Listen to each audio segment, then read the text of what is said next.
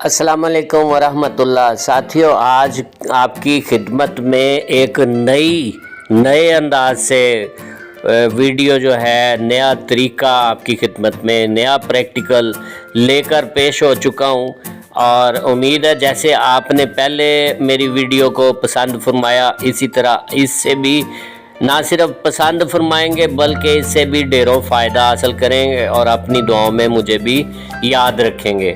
تو آج جناب، جس سے ہم بہت زیادہ تنگ ہوتے ہیں، جس کو مارنے کے لیے اکثر سپرے وغیرہ کرتے ہیں، گھر کا فرنیچر جس کیڑے نے ہمارا ضائع کر دیا جناب، اس سے فائدہ اٹھاتے ہیں۔ بجائے اب اس کو مارنے کے، اس ویڈیو کے بعد میرے دوست کیمیا گر حکمہ انشاءاللہ اس کیڑے کو ڈھونڈیں گے اور اس انداز میں اس سے فائدہ اٹھائیں گے۔ میری مراد دیمک کی ہے جی۔ یہ دیمک لگی ہوئی ہے دیواروں کے ساتھ، یہ دیکھ لیں۔ میں نے ایک پلاسٹک کی بوتل کو کاٹ کر اس طرح بمبو سا بنا لیا اور اس کے اوپر رکھ کے صرف استری کی طرح ہلکے ہاتھ سے پھیر رہا ہوں، اور جناب ساری دیمک کے کیڑے اور اس کی مٹی، وہ جو اس نے اپنا گھر بنانے کے لیے، راستے بنانے کے لیے جو سرنگ بنائی ہوتی ہے، یہ کیمیا گری میں بہترین فائدہ دیتی ہے حضرت صاحب۔ اس میں جناب آپ کو گندگ بھی ملے گی، نیوٹرنز بقایا بھی ملیں گے۔ تو اب ہم اس کے ساتھ اپنے نوشادر کا جو ہے وہ جوہر اڑا کر حاصل کریں گے، اور اس جوہر کا سادہ جوہر سے بے حد زیادہ فائدہ ہونے والا ہے۔ میں نے اس جناب دیمک کے کیڑے اور اس کی مٹی وغیرہ جو اس کے منہ سے نکلتی ہے، جس سے وہ اپنی لائنیں بناتی ہے، رستے بناتی ہے، اس کو محفوظ کر لیا۔ اب ہم 100 گرام اس میں یہ والی دیمک کے کیڑے اور اس کی مٹی 100 گرام اس میں استعمال کریں گے، اور 200 گرام ہم اس میں سرخ گیری جو ہے وہ استعمال کریں گے۔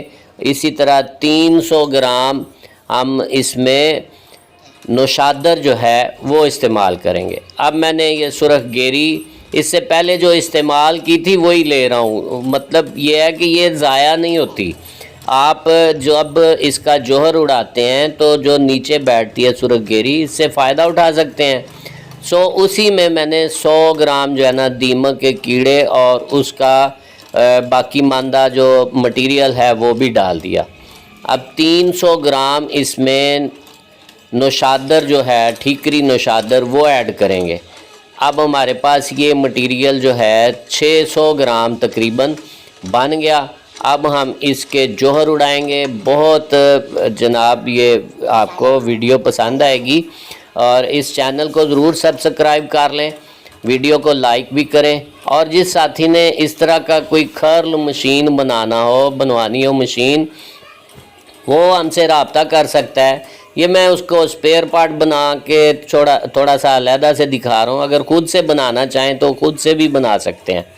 تو یہ جناب 16 گیج کا پائپ اور 16 گیج کی شیٹ، اور جناب بہترین گیئر باکس والی موٹر، ہمارا گیئر باکس بما کھرل مشین تیار ہو گئی۔ اسی کے اوپر ہم برنل بھی لگاتے ہیں، جو چولہا لگاتے ہیں، تاکہ ریت جنتر وغیرہ بھی اسی طرح کر سکیں۔ مٹی کے 2 عدد کجے ہنڈیا کی طرح کے اسی سائز میں بڑے ذرا لے لیے۔